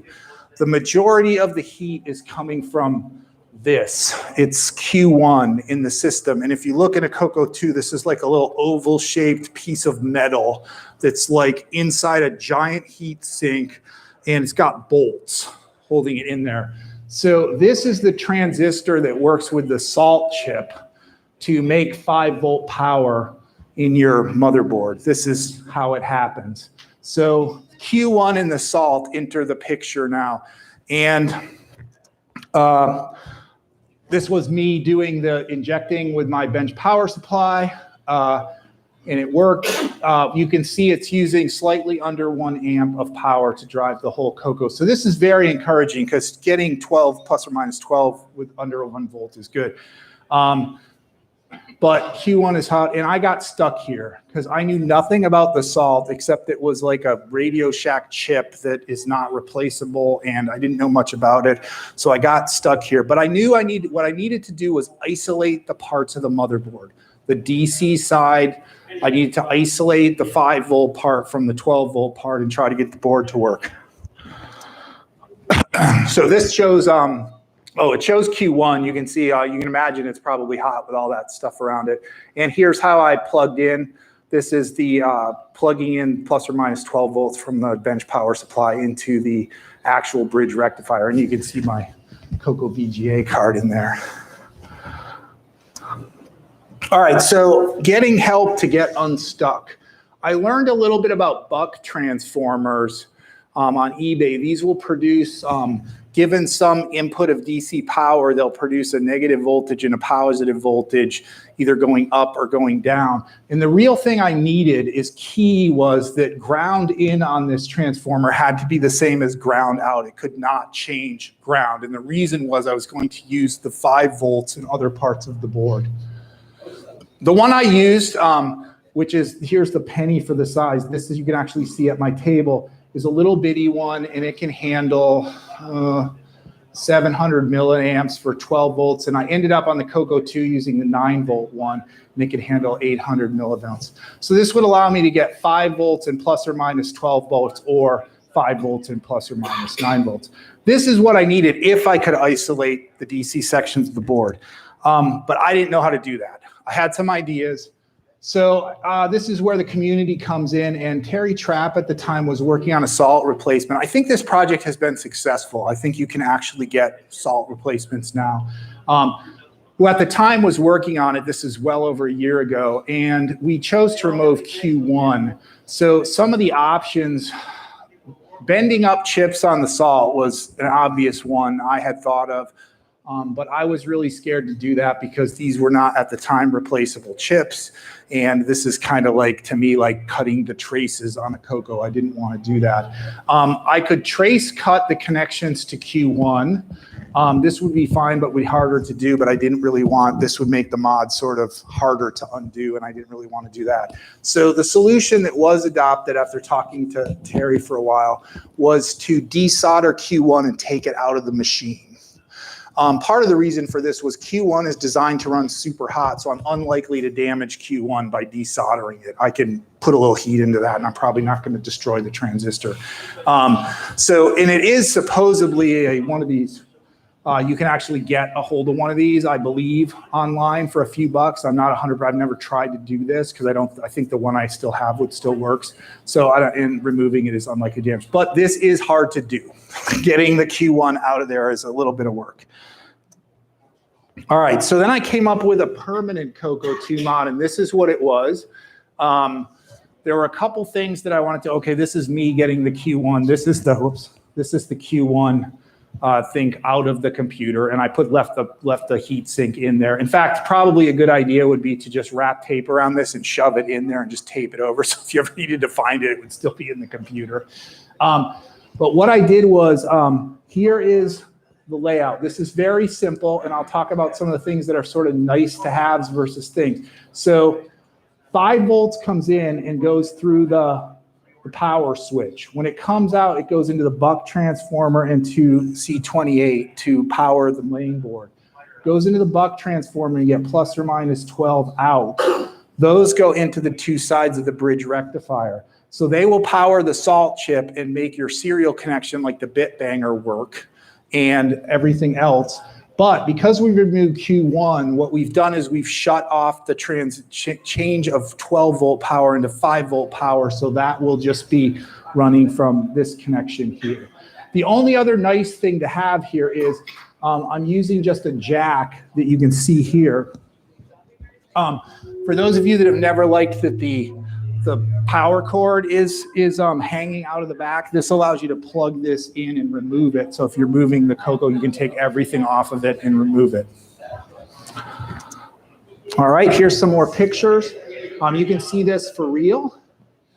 Over at my table, this is the same computer I'm demoing. There's the connections. So it's pretty small, little mod.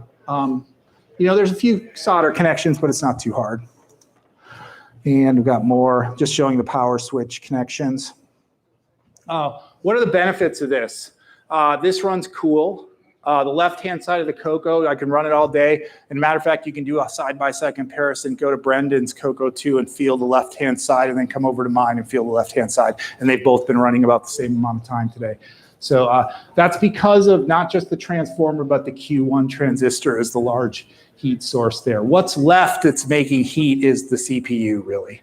And in fact, on mine, you can sort of tell that I've got a 6809. If you put a 6309 in there, it will run much cooler than a 6809, which many people do. in the Cocoa community.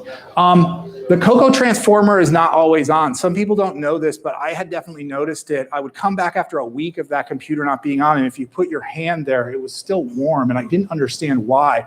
But the power switch doesn't shut off the transformer on a Cocoa 2. It's always on. So there's always a little bit of heat going on.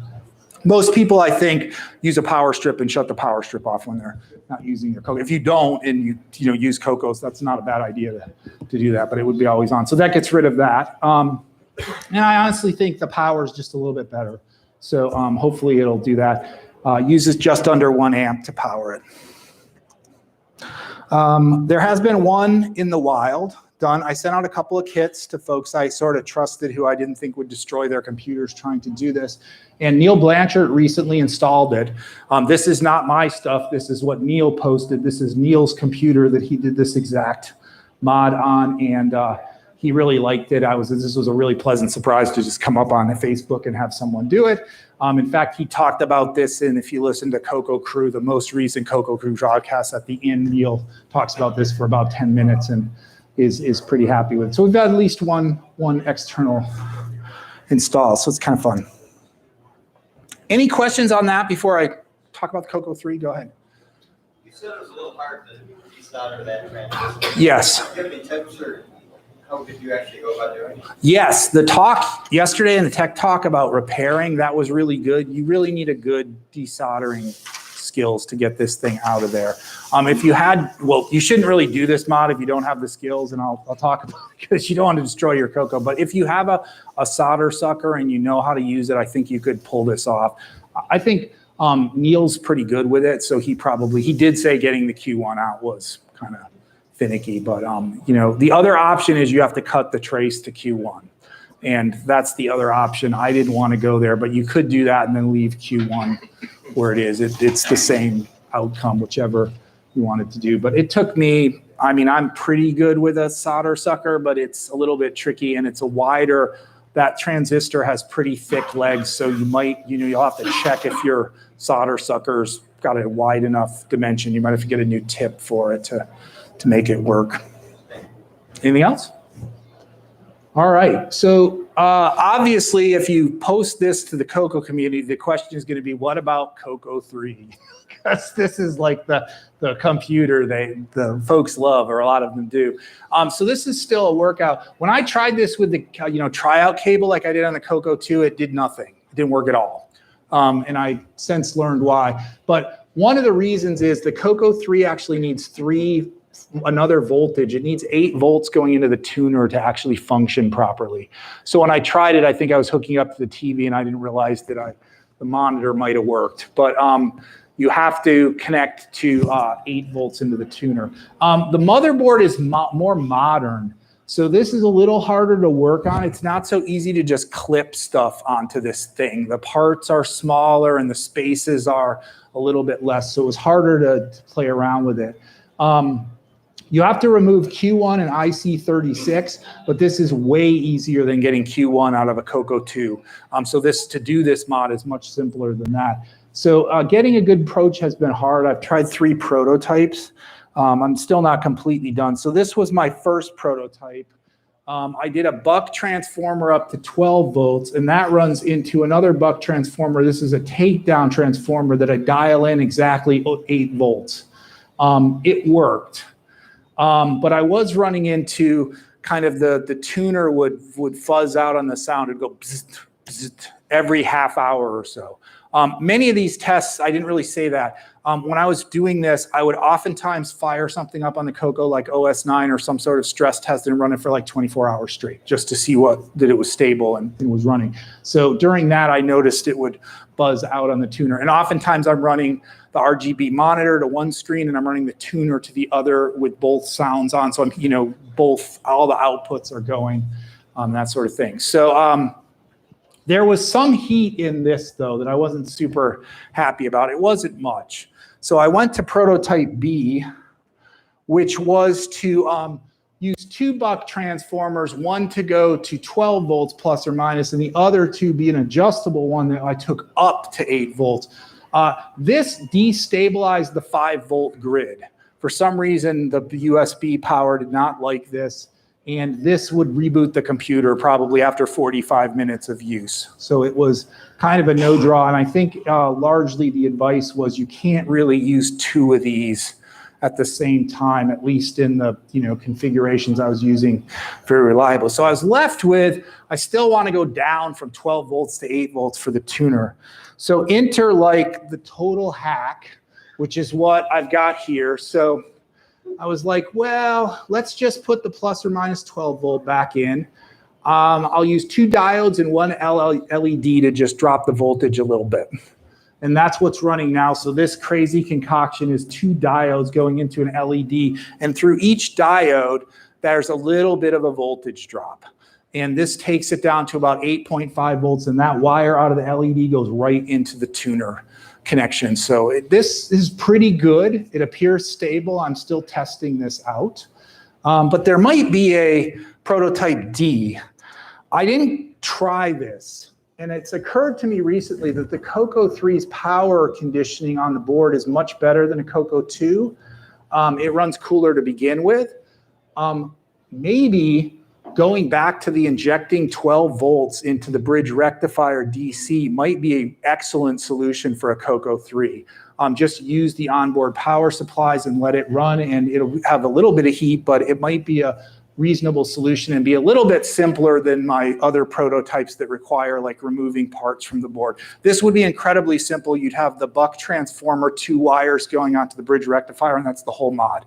You would want to run it through you'd have to run it through the power switch. That would be the only part that you'd have to be a little bit of wires. But future work, maybe fire this up and see how this works compared to things. So this is still a work in progress. All right, so I'll finish up. Why and why not to do this, in my opinion. If your system runs very hot, as my Coco 2 did, or you got a dead transformer, this is probably a good mod, especially on the Coco 2. I'm very confident in the Coco 2 mod. I think folks, I've got it well documented on the GitHub site. Feel free to go give it a try. I think it works well. As I said, someone else has done it and it's working for them. If you like the idea of not having a power cable dangling out the back of your computer, this might be for you. It is definitely nice to be able to unplug everything and take it on. This lowers the weight of the Coco a lot. You can come by and lift it up by my thing. You definitely have to do that. Or you're just somebody that has to do every mod in the Coco community. Have at it. You can try it on the Coco 2. Why it is not a good idea. If you have the cage power supply and it works fine, why do this? That runs cool enough. The Coco 3 power supply is a good one. It's probably fine. So, unless you really just want to do it. If you don't have soldering equipment that looks like this, you probably should maybe also consider not doing it. This is a Weller temperature controlled solder gun. This is what I've learned to use, and I have a Harkey desoldering tool. This is like what you really want to be getting into stuff like this, especially for removing Q1 from a Coco 2. If you haven't done many mods with soldering ideas, this is not a good starter. There's enough things you're soldering onto the board that I'd be worried, especially removing Q1 from a Coco 2 is not things. So if you only own one computer, you probably should not do this to your one computer, because you might end up with 0 computers and a bunch of broken parts that no longer work. In particular, when I sent out the kits for the Coco 2, the folks I sent them to, I absolutely knew had more than one Coco 2. So, it's definitely there. So, I'll answer any questions, but thanks for listening. And this is a newer project. I encourage people, feel free. I'm not like making money off it. So it's simple to get these parts and try this stuff out on your own. And I'll just try to keep documenting in videos and on the GitHub site how to do this so everyone who wants to can try it out. Go ahead, Brendan. How hard would it be on the Coco 2 mod to throw a switch in series with the one and make it a little bit reversible? Leave a transformer in there, make it so you could plug into the wall or drive straight to the USB. I wasn't sure what the connection was to the power switch. It would work. So if you trace cutted, right? Yeah. Soldered onto the trace cuts, Yeah. put a switch. And when you have the switch in one form, you're using the USB, the other, you just plug it in. Yeah, would work fine. Yeah, the way the power switch works is the power switch has its connections internally, but it runs wires out the top. And I'm soldering onto those wires on the top, so I'm not actually damaging any of the connection for the original power switch. It's perfectly fine. It's much easier on the Coco 2. The Coco 3, the switches have less metal coming out, so it's much harder to get those. In fact, the only solder connection I had coming off was one of the ones on the Coco 3. And I like sort of know what I'm doing, but I really had to heat that one up because I realized, all right, there's a lot of metal here and it wasn't getting a good solder connection. But yes, if you did that, that would work 100% reversible, and you wouldn't have to take Q1 out. So it would absolutely work. With respect to Ed's composite one, by any chance did you check audio to see if audio worked? No, I didn't. But you could, actually, I think with just a test cable, you could see if that worked. Like if you do the test cable, hook it up to the board to get 5 volts into the motherboard and turn it on, and then see if audio works out through Ed's mod. So if it does, then when you do the whole mod, it would work. But if it doesn't, I don't know what he's using the AC power for, but I'm sure the double E of it is way beyond me. But yeah, it's definitely, or you could ask him, like, how does it work? But yeah, it would get the, I believe he gets plus 12 volts and 12 volts AC into that mod. So he would, oh, wait. Maybe, well, we'll have to talk more. I'm not sure. I'm not sure. That might be not work off just the thing. So, other questions? All right. Thanks so much. Oh, go ahead. No, one more. I noticed you made your own power lead with the USB. Yes. And I was happy to see that. I don't recall you mentioning why you did that rather than hacking up an existing USB cable. No reason, because I had the stuff to do it. I was working with Ian Maverick did a Chroma TRS board that I was powering with the USB, and I had bought a bunch of the USB male adapters that are in parts and you can solder onto them. So I just had it and made my own, but absolutely no reason. You could also get a good USB cable and cut it off. And yeah, that was a leading question on my part. Yeah. But some USB cables, the power leads inside might only be 28 gauge wire. Oh yeah, that wouldn't be good. Yeah, you wouldn't want to. Yeah. Some of them are 24 gauge, which would yeah. be okay probably, but yes. So some cheap USB cables wouldn't be a good thing. Yeah, and if you cut one and we're trying to use it, that's good. That's a good caution. Make sure the wire looks reasonably thick. Like if it's a microscopic wire, you probably don't want to do that with that cable. So I don't know like how you could identify the gauge, but I would, yes, the ones I'm using are pretty thick gauge. And like I said, it's easy to solder onto those connectors. USB-A is big enough that it's super easy to just put a cable in and put the solder on. No problem. And I'm running pretty thick wires around that stuff. Yep. Anything else? Oh, one more question. Yep, go ahead. We're talking about the 12 volts, you can dial that down to 9 volts and it can still work. Yes. So for that Coco 3 one, it's at 8 volts. I think that might work on 9 volts. That might be an idea. Yeah, I did hook up the plus or minus 9, and I did get still fizzing of the sound. I don't understand. Honestly, one thing I will say, if you have a Coco 3 and you don't use the tuner, you don't need to worry about this. Just leave everything and just plug in the plug. It'll work with, just do the 12 and don't worry about the 8. But I have been trying to just make sure that everything on the system works because in case somebody wanted to use it. But that worked when I used the drop down, that worked okay. And it is a fine solution, but I've been researching for ways to not generate any heat. Yeah, I'm kind of surprised, but the diode solution seems to work really, really well. I kind of thought that was a total hack, and it's not bad. It doesn't heat up. And the bonus is you get an LED. So when you turn that power on my Coco 3, it like glows yellow above where the old transformer was, and it's kind of like a power thing. So that's not a terrible outcome of the bad hack because I only had 2 diodes. So I used the LED because LEDs are diodes.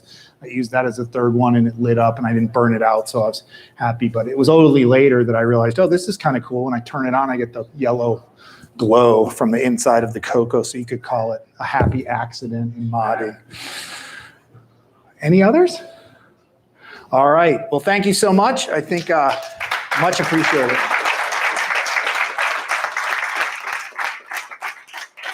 Enjoy the rest of Tandy Assembly.